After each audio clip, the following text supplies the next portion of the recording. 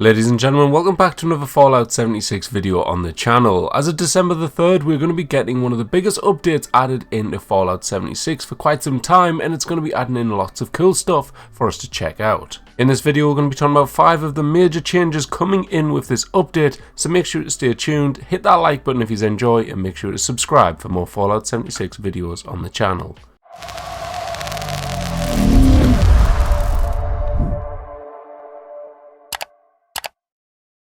Alright, the first and the biggest change of this update has got to be the new raid system coming in. Many moons ago we did have raids in Fallout 76, but they were removed due to bugs and all the other issues that they had, but now we're getting a whole new take on them. These new raids are going to be called the Gleaming Depths and will feature an entire new endgame boss. The raids are kind of fixated around being aimed at endgame players, so it will need you to really tank up your build and really challenge yourself to get involved. You could do it solo for a short period of time when you were testing it in the PTS, but this had to be like some pretty tanky build, but now that's been nerfed out and now you basically need to have more than one person, so you're going to have to use ideally a full team if you want to complete it. From the testing I've done, it is a lot of fun and very challenging, and it comes with 5 different parts of it, so lots to kind of get your teeth into and enjoy. Of course, with it will also be a lot of new rewards on the way that you get from these events, and it will be bringing in 4 stars, which is part of this update. Now, to get the 4 stars, I believe one of the only ways to get them is actually through completing the different missions inside of the raids, and you will get them from completing each of the 5 parts.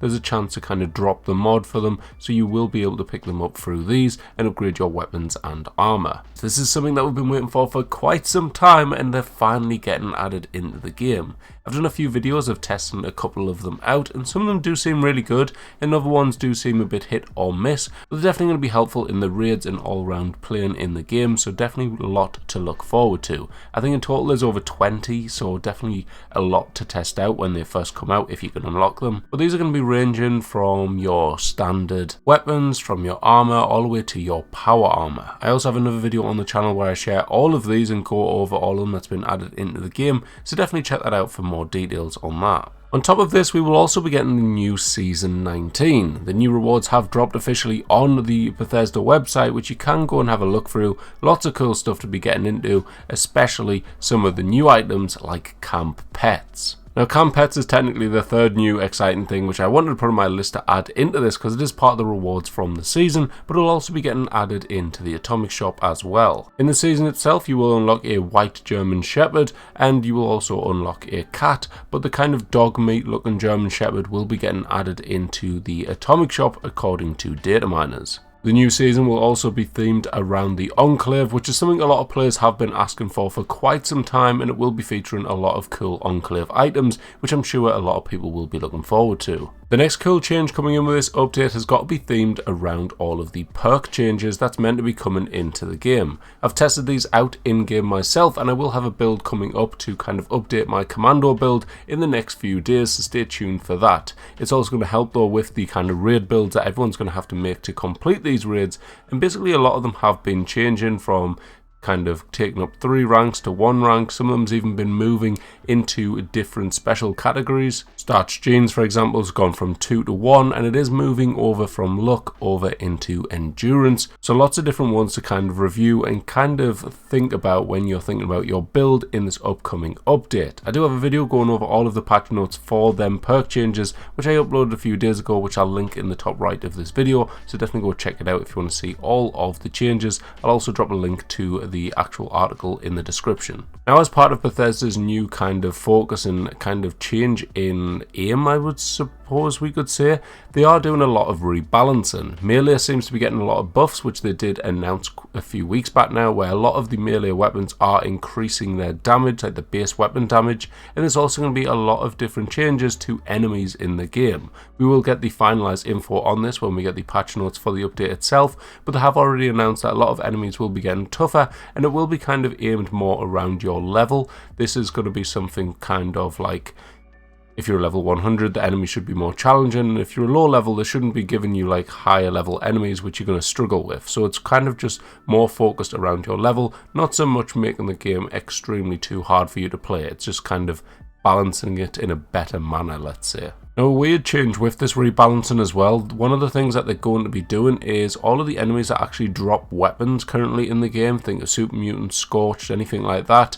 basically these are not going to be dropping weapons as much as they used to. They've changed the mechanics, so now only some of them will drop weapons. This may be awkward if you are wanting to scrap weapons to learn plans and stuff like that. I believe the aim of all of this is something to do with trying to work out like how much damage the enemy should be doing, so kind of like if you think you've got a level 100 Scorched attacking you, they technically should be shooting you with a level 100 weapon, even though they technically don't exist, but they should be doing that amount of damage to you to make it a bit more challenging. So realistically they can't drop that level 100 weapon, so it allows them to balance the enemy by taking away the weapon that they'll actually drop. Instead of dropping the weapon though, we will be getting stuff to replace it. We should be getting lots of junk items as well as other bits and bobs like contextual ammo and maybe even like stim packs and stuff like that. It does mean that farming steel might be a little bit tougher, but they have been trying to make little changes to make this less impactful on the player, so hopefully it's not too bad. But there is lots of different junk items that can be dropped from enemies now, so hopefully it means we'll be able to pick up more of other stuff like lead, which will help with crafting ammo, so fingers crossed. Now the Milepost Zero is meant to be getting some changes in this update as well, although right before the PTS was taken down they did delay 2 of these, so it's a hit or miss and we've just got to wait and see whether or not these actually get added in. I did some videos testing these out and sharing the rewards that they actually have, where we have Murmur, who is meant to be getting added in as a kind of final unlock once you've unlocked all of the vendors and upgraded them, and we also have Windy coming back in, who was originally meant to be one of the OG kind of people at your Milepost Zero, but she got removed and then she got added into the PTS for us to test,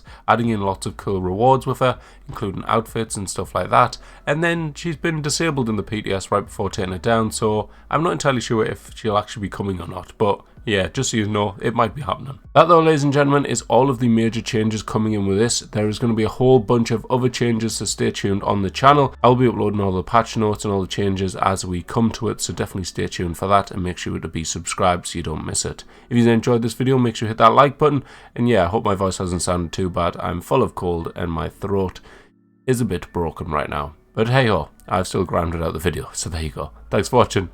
I hope you enjoyed, and I'll catch you in the next one. Bye bye.